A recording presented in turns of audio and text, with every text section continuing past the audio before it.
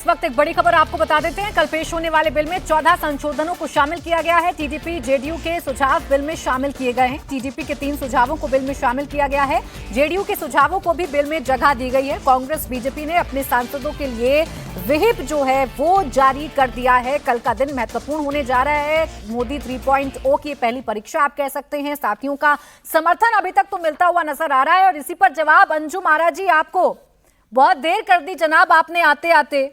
बहुत कंफ्यूजन भरे आप लोगों के स्टेटमेंट रहे, आपकी पार्टी के स्टेटमेंट रहे। आप पूरी तरीके से श्योर है ना कि सदन में कुछ नहीं बदलेगा? आप साथ खड़े हैं एनडीए के या अभी भी इंतजार करूं? पिक्चर अभी बाकी है। प्राची जी, मैं बहुत गौर से आपको सुन रही थी। आपने कहा टीडीपी और जेडीयू ने समर्थन दिया है। मुझे लगता है इसमें थोड़ी सी सुधार की जरूरत है। अभी आपके स्क्रीन पे, आपके आने से पहले जो चल रहे थे विजुअल, उसमें हमारे संसदीय दल के नेता आदरणीय राजीव रंजन सिंह उर्फ ललन बाबू ने कहा कि कल हम जब टेबल पे बिल आएगा उसके बाद हम इस चीज को देखेंगे। और मैं आप ही के अभी स्क्रीन पे देख रही हूँ कि जो हमने सुझाव दिए थे, हमारे सुझाव का आधार क्या था प्राची जी?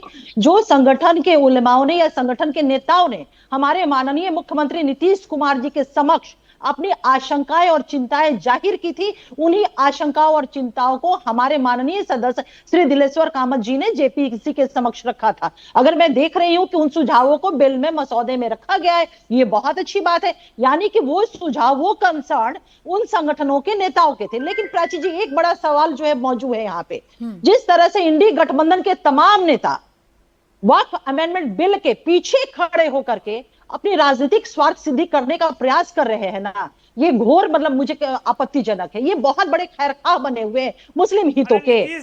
प्राची जी, ये वही खुल चुका है, सब लोग जान चुके हैं कि वो डरे हुए हैं। आप क्यों हस्तक्षेप कर रहे हैं? सुन लीजिए ना, आप बोल रहे थे तो हम लोग सुन रहे थे। बहुत अच्छे वक्त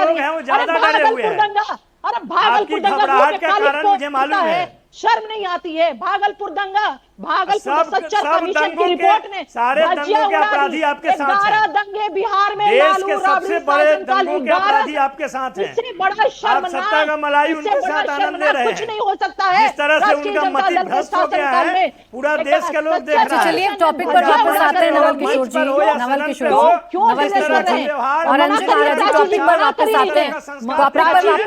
वक्फ संशोधन बिल पर क्या मुखालफत है आप लोगों की, बताइएगा, यही समझाना था। अंजुम आरा जी तो अपना स्टैंड क्लियर कर रही हैं। सर, चिल्लाने से नहीं होता है, चिल्लाने से डिबेट नहीं होता है और अपनी बात जोर जोर से बोलना, किसी के बीच में बोलने से डिबेट नहीं होता है। सबकी आवाज डाउन रखिएगा, जिसको बोलने के लिए कहूं सिर्फ वो बोले। अंजुम जी जल्दी से बात कंप्लीट करिए। कमीशन की रिपोर्ट ने धज्जियां उड़ा दी है, धज्जियां उड़ा दी है आप लोगों की। सच्चर कमीशन की रिपोर्ट ने मुंह पे कालिक है वो आप लोगों के लिए। किस नैतिकता के साथ इस विषय पे बोलते हैं? किस है मोरालिटी है, मोरल है आपके पास बोलने के लिए? मोरल बची हुई है क्या? भागलपुर दंगे में यानी मैं ये मानूं कि कल आप सरकार के साथ खड़े रहेंगे। 1 मिनट रुक जाइए नवल किशोर जी। कल आप सरकार के साथ खड़े रहेंगे और आपको कोई नियत पर शक नहीं है वक्फ संशोधन बिल जो सरकार लेकर आ रही है? प्राची जी, हमारे संसदीय दल के नेता आदरणीय राजीव रंजन सिंह उर्फ ललन बाबू ने वो स्पष्ट कर दिया है कि कल हमारा क्या रहेगा। और आप ही के मैं इसके हमारे जो कंसर्न है, बोलने दीजिए ना, बोलने दीजिए। बहुत बड़ा बुलाक नहीं कहिएगा, दूसरे के टाइमलाइन में घुस करके अनुशासनहीन व्यक्ति कहलाता है।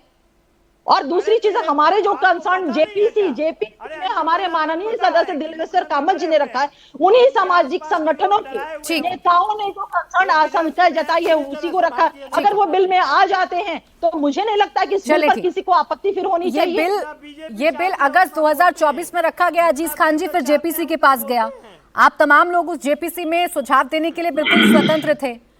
वक्फ संशोधन बिल का मुखालफत क्यों और वक्फ संशोधन बिल या वक्फ इतना जरूरी क्यों? रुक जाए नवल किशोर जी। सर नवल किशोर जी, फ्रस्ट्रेशन निकालने का प्लेटफॉर्म नहीं है ये लोगों की बात रखने का प्लेटफॉर्म है, ये डिबेट का प्लेटफॉर्म है, तरीका होता है डिबेट करने का। बोले अजीज खान जी। नहीं, डिबेट का आप ये बताइए भाई, हम तो विपक्ष में हैं, वो तो साथ में हैं, बोले प्लीज अजीज थोड़ा खान सा बोलने दे। नवल किशोर जी थोड़ा सा मौका दे अरे प्लीज। नवल किशोर जी आज बहुत ही थोड़ा गुस्से बोलिए। में हैं।